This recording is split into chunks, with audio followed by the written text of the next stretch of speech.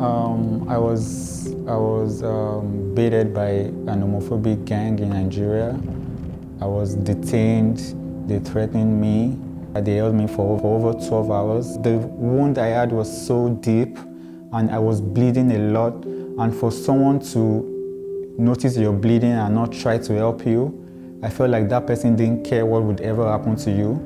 After the attack, I felt like that was over. I was trying to move on. Then the attacker, apparently he still had my number. Then he just texted me and was threatening me, trying to blackmail me with the videos and the pictures he has.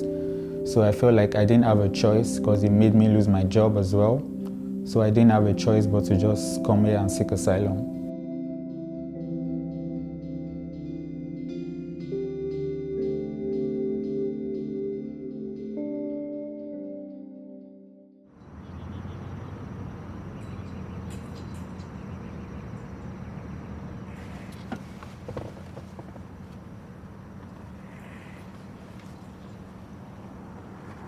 You have your passport? Yes. Great.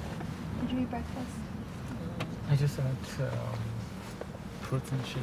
Okay. I brought you a banana in case you were hungry. 'Cause I know sometimes people get nervous and don't eat breakfast. So we met Babatunde early in the summer. We identified that he was eligible for asylum. He came to our offices a few times. We talked to him about his story, what is involved in the asylum process, and from there started putting together his actual paper application. And then we prepared him for his interview. I didn't sleep the night before. I was very, very nervous. When we got upstairs, there was a security. We got into a queue where they asked for my interview time. Then we were given a number. So after the number, we were asked to sit down and wait for the interview officials to come out and call numbers. It took like 45 minutes. Because I remember like when they started calling out numbers, it was kind of weird because I was seeing like different people, different officers. So sometimes an officer would come with a very blank face. In my mind, I'm just like, oh, please don't call my number. Then there was this lady, not like she was smiling, she had a very friendly face. So immediately she got out. In my mind, I just felt like, oh, please call my number. And she called my number. It is not supposed to be an interrogation. It is supposed to be more an opportunity for the applicant to tell their story and express, and explain why they're unable to go back to their home country. So it really depends on the asylum officer, but all officers are different, and some are very suspicious and require you to testify with a level of detail and credibility that can be really challenging for people who've suffered a lot of trauma. When my number got called, I met the lady. We were told to keep our phones somewhere because they don't allow phones inside. At first, like talking to her, like under the table, my legs were literally shaking. Even my voice was shaking. I couldn't speak loud, and she was like, "Oh, don't worry. Don't think this is like an interrogation. Just imagine like I'm talking to you, asking you to tell me your story." So at that point, I started becoming less nervous, and I felt like maybe my legs stabilized a bit. Asylum is when a person comes here and they are asking the government to allow them to stay here because they have either suffered pretty significant harm in their home country, or that they fear that they will suffer harm if they're made to return to their home country. The things that happened to Babatunde have been recognized under asylum law as sufficient to warranting a grant of asylum. And we recognize that he belongs to this. The persecution is on account of his membership in a particular social group. The persecution is on account of him being gay. Nigeria can be a dangerous place for gay men and women. Gay people in Nigeria now can be jailed just for gathering with each other. The country has one of the toughest laws when it comes to same-sex marriage. Men caught engaging in homosexual acts in the north of the country can be stoned to death. The majority of Nigerians believe that this is a crime, and they say the country would be better off without LGBT people. Actually, such elements in society should be killed. Critics say that these new laws would single out gay Africans for persecution and violent attacks. It's illegal to be gay in Nigeria. There's a law in Nigeria that criminalizes same-sex association. So yeah, I was aware of that law, but it's just like telling me not to be gay, in my opinion, is like telling me not to be myself. Yeah, I think after the interview, there was a relief, like I felt relieved that it was over, but I feel like the period of being relieved just lasted like maybe like 2 days. After the second day, I started getting nervous again for the decision because I didn't know, like, oh, what if they don't believe my story? What if she believes my story and she goes to her supervisor and he has another idea of the whole process and everything? So I was nervous again after the interview.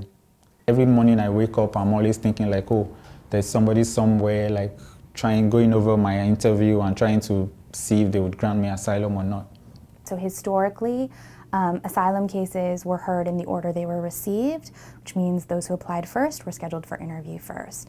Earlier this year, the government announced a change.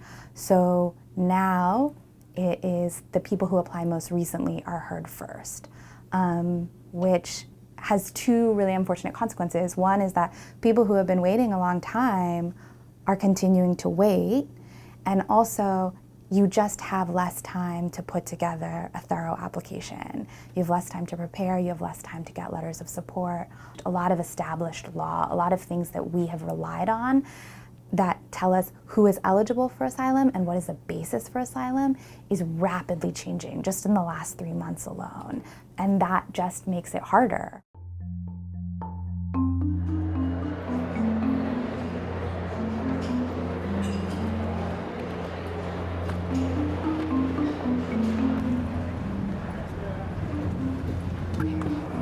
Nervous, like all through the ride here, I was just like lost in my thoughts, trying to hold it together.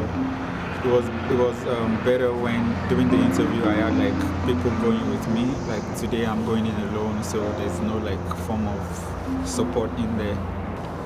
But I hope, like I'm optimistic it's gonna turn out well.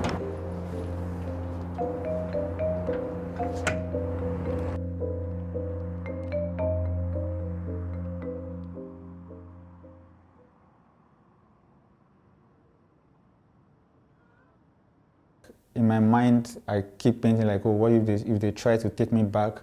I'll probably maybe jump off a story building or commit suicide. Like it's just like a rough talk, because in my mind, I'm like, I don't want to go back there because I can't imagine like living in fear. Like I've lived 7 months here and fine, it was hard at first, but the feeling of not living in fear, like you're going out, you're not thinking like, oh, the policeman will stop me and try to go through my phone and try to extort me, or somebody is somewhere trying to set me up. So like the thought of going back there, living in fear, like someone is threatening to hurt you, is not something I could live with. It's good. Hi Maria, I got it. Yeah, I got it. Thank you so much. Yeah, I'm so happy. Oh my goodness, Thanks so much to you. Like you've really been helpful on like all through my journey right now. Like I'm so grateful to you. You made it happen, Scott. Yes, thank you so much. First, you deserve it, and second, you made it happen. When I got upstairs, I went to use the restroom. I took like maybe like 15 minutes there. I came back. I couldn't even use my phone. I just had my phone and my face was up. And when they started calling the numbers, I had to like be attentive whether they call my number or not. So I was the second number. There was another copy with her. I had to sign both copies. Like I thought it was going to be sealed and she was going to say, oh, this is your, like take it, like I was planning to just come downstairs and open it downstairs. But I saw her from afar and she was smiling and I just felt like, oh, I think this is good.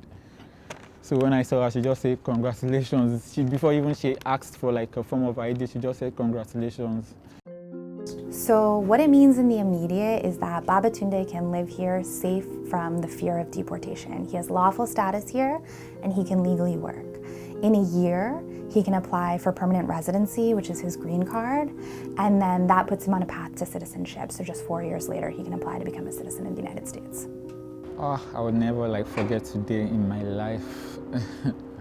7 months of not knowing what is going on, uncertainty. Finally, it's over.